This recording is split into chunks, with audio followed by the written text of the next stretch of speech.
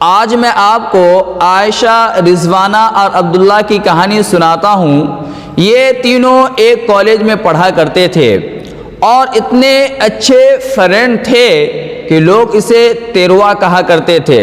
جس طریقے سے جڑوا کہا جاتا ہے، کالج میں سب اسے تیروا کہا کرتے تھے اور اس کی دوستی کافی مشہور تھی کالج میں۔ تو عائشہ کو عبداللہ سے پیار ہو گیا۔ پیار ہونے کے بعد اور عائشہ کی یہ خاصیت تھی کہ ان کی جو سہیلی تھی رضوانہ، ان سے اپنی ساری چیزیں ڈسکس کرتی تھی، ساری چیزوں کے بارے میں مشورہ کرتی تھی کہ آج میں عبداللہ کے ساتھ وہاں گیا، آج میں اس ہوٹل پہ گیا، آج میں عبداللہ سے وہاں ملاقات کی۔ اور سہیلی تھی، اپنے آدمی تھی، تو مشورہ کرتی رہتی تھی۔ تو ہوا کیا یہ کہ ایسے یوں ہی چلتا رہا اور عبداللہ اور عائشہ کی منگنی ہو گئی۔ جب شادی ہو گئی عبداللہ اور عائشہ کی، تو عائشہ اپنے شوہر یعنی عبداللہ کے ساتھ جس طریقے سے پہلے برتاؤ کرتا تھا عبداللہ عائشہ کے ساتھ، دیکھا اب وہ کچھ کم ہو رہا ہے، پیار میں کمی ہو رہی ہے، باتوں باتوں میں جھگڑا شروع ہو گیا، مار پیٹ شروع ہو گئی۔ تو عائشہ کیا کرتی تھی، وہ اپنی سہیلی رضوانہ کو جا کر بتاتی تھی کہ دیکھو عبداللہ میرے ساتھ ایسا ایسا برتاؤ کر رہا ہے، اور رضوانہ ہمیشہ عائشہ ہی کی غلطی ٹھہراتی تھی کہ نہیں یہ تیری ہی غلطی ہے، عبداللہ بیچارہ ٹھیک ہے۔ یوں ہی سلسلہ چلتا رہا، نوبت یہاں تک پہنچ پڑی کہ ہاتھا پائی شروع ہو گئی۔ عبداللہ عائشہ کو مارتا تھا، پیٹتا تھا۔ تو عائشہ اپنے دل میں یہ سوچتی تھی کہ وہ کالج کا زمانہ تھا کہ اگر میں اسے ایک روز بھی بات نہیں کرتی تھی تو یہ حیران ہو جاتا تھا، پریشان ہو جاتا تھا، یہاں تک کہ کھانا بھی نہیں کھا پاتا تھا۔ لیکن آج ہمیں مار رہا ہے، آج ہمیں پیٹ رہا ہے، اس کی آخر وجہ کیا ہے؟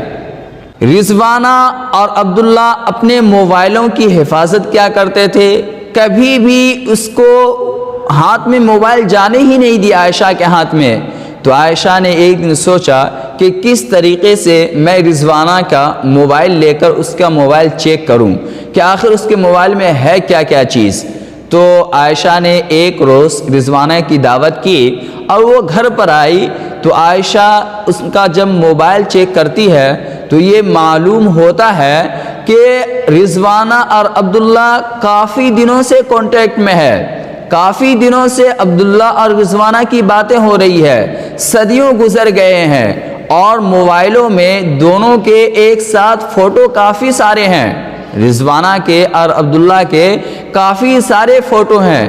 یہاں تک کہ ایک میسج بھی مل گیا، رضوانہ یوں کہہ رہی تھی عبداللہ سے کہ تم عائشہ کو کیوں نہیں چھوڑ دیتے، ان کو چھوڑ دو تاکہ میں اور تم شادی کر لیں۔ میرے عزیزوں، اس کہانی سے یہ بات اچھی طریقے سے سمجھ میں آتی ہے کہ راز وہی ہے جو آپ کے سینے میں موجود ہو، آپ کے سینے میں دفن ہو۔ اگر اس راز کو کسی اپنے یا غیر کے پاس بول کر آپ یوں سمجھ رہے ہیں کہ آپ اپنی راز کی باتوں کو چھپا کر رکھے ہوئے ہیں، تو آپ یقین جانیں آپ بہت بڑی غلط فہمی پال رکھی ہے، اور اپنے کے پاس بولنے میں زیادہ خطرہ ہے۔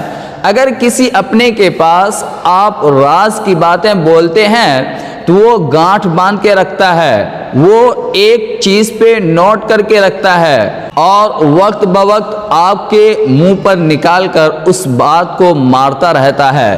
تو دعا کریں اللہ تعالی ہمیں عمل کرنے کی توفیق عطا فرمائے۔